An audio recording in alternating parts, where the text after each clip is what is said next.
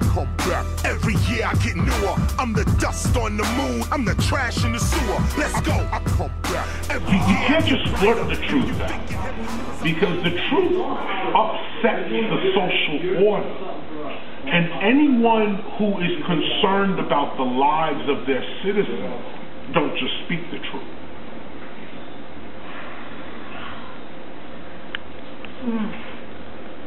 What about a social order built on lies? Truth. They'll never happen. It's an oxymoron. It's a contradiction of terms. Because the truth is, I could beat you over the head right now and take whatever I want from you. That's the truth. Or you me.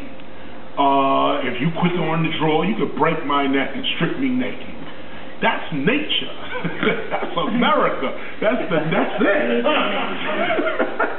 just it. You know, now, that's the truth. But then we have this thing called civilization, which is not the truth, but it damn sure works.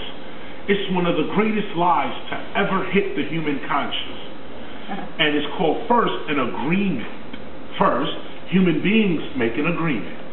Listen, I smelt you cooked the buffalo the other night. It was smelling good. Me and my family hungry over here. We didn't get none. We ate grass last night, and you cooking up the buffalo. Listen, I'm an architect. You see my house? Don't that look right? Yeah, that's crazy. Well, you slept outside last night and burnt the fire, and I saw that y'all ate well, but you slept outside. We starved, but we're protected. Let's come together. You cook for me, and I'll build your house. That's the basis of civilization. Social contract. That's the social contract theory. Of course I'm inspired by the people. I'm told a lot of things in a day. A lot of people are concerned about 9/11, him obviously. But, you know, I've been misquoted with 9/11. I've been quoted correctly with 9/11. And I've been an activist in this just on my own. I'm actually here to join forces with others that are as passionate about 9/11 as I am. And it's not even about 9/11. I'm more compassionate about world trade. And that. So that leads me here also to offer some leadership to those who are activists today.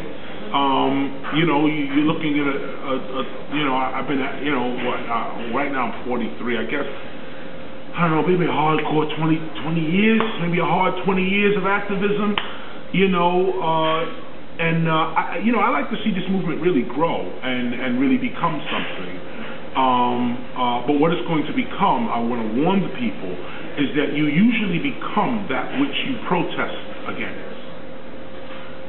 You become your enemy. Unless, of course, your movement is motivated by spiritual forces or even psychological forces, something intangible. Your movement has to be based on intangibles. Or 9/11 is tangible. That's why I'm afraid the movement won't last.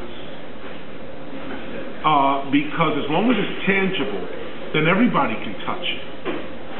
And if everybody can touch it, then it'll grow into everybody's hand. Like Black History Month. Like Christmas, Easter, like all the holidays, they start out pure and right. But if they're connected to a tangible, like people, land, property, money, temporal. It's temporary. I hope not. I hope not either, and that's why I'm here to make that point. That it can't be temporary. This movement has to rest on principles. It can't touch principles. And we need to create 9/11 principles. Like, what is the principles of 9/11? What did we learn? What must we never do again? What must we start doing? What does it mean to be someone compassionate about what went down on September 11, 2001? What does it mean to be there? Everybody's compassionate, sure. You know, I am concerned about breast cancer or leukemia myself, or any of the diseases that may hit humanity. I'm concerned, but I'm not actually sitting there poking at the leukemia cell trying to figure out how to kill it. And that's the difference between those who are real activists in the movement and those who are, you know, I feel for you. And that's a good thing y'all doing. It's a good thing you people are there. I'm not really talking to them. I'm here to talk to the one who doesn't have time to give their lives to something that's going to wind up being IBM or Coca-Cola. I mean, no disrespect to IBM or Coca-Cola. But, you know, those CEOs started protesting the Vietnam War, free love, taking acid hits, and protesting for civil rights. Those people now that it's the CEOs of these major corporations, they walked with Malcolm X. They walked with Dr. King. These people were the ones protesting. They were out there. But the trick is that revolution only works for those that participate. So they were the ones out there beefing. So they're the ones that became Microsoft. They became Bill and Hillary Clinton because revolution only works for those that participate. So everybody here that's real about it, they're gonna wind up being the actual. They're gonna be the people in Homeland Security, which is why I don't think we should get rid of it. Just let him leave that in place. Give it 20 years. That'll be ours. That'll be ours, and then we can really make some changes. Oh yeah, don't beef or argue against what government does. Don't argue with them. It's pointless. Take their institutions from them. There's no need to protest when you are the president of the library or you are the chancellor of the university. There's nothing to protest. We're just changing the rules now. There's no protest, no reason to gather around. No, I'm him. And this is the institution, and we're now going to get rid of this old legislation and put something new in. But you have to have real revolutionaries ready to do that. And they got to carry the revolutionary spirit all the way to the office and then execute it. And this is great for America. America's the greatest country on earth. I thought I'd never say that in my day. But I tell you the truth, and there are some countries, I mean, I've been to Europe, all over Europe, and Africa's doing its thing, Japan, China. But I ain't seen nobody do it like America yet. The fact that we have no law makes us free. I love that fact that you can actually get away with murder in America. Like, you can actually kill somebody in this country and get off. You can actually steal in this country, and if you stole from the right people, you get off. Like, straight up. The lawlessness of the United States is its greatest asset. Is its greatest. Now, the more we get law, restriction, code, that we can't move, can't think, can't nothing. That's why the jobs went overseas. You ask the CEO, why did you take the job? Come on, Ford. Come on, Toyota. Come on, why are you taking it? Because America's laws we can't make no money here.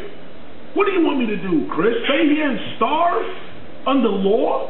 No, China got these young cats working. They working. I wonder what the crime rate is. I wonder what the adolescent crime rate is in China. What the juvenile delinquency rate is in China. Them kids is working. They're making every goddamn thing we got on right now. And Americans are sitting around complaining, going, oh, our jobs went overseas. Your jobs didn't go overseas. First, the law makes it impossible for Walmart to do business here. Secondly, them dudes just outperformed you. Period. America, get off the arrogance, okay? Get off that. And come on over to India Kick Your Ass, America, in computers. We had computers on the TV for 20 years. 10 years at least of my life. You remember IT Tech School and all this type of stuff was coming on the TV every day. We flipped that. We don't go fucking no tech school. These nerds going to tech school. 20 years later, India kicked your ass. Take that, America. Take it. 20 years later, China is kicking your ass, and militarily as well. America owes China so much money, you can't declare war against China. And they got missiles pointed at our satellites. Yeah, America's getting punked right now. Like, right now, America's getting punked by other forces who ain't controlled by her laws. And that's what America needs to do. The image of hip-hop is the salvation of the United States.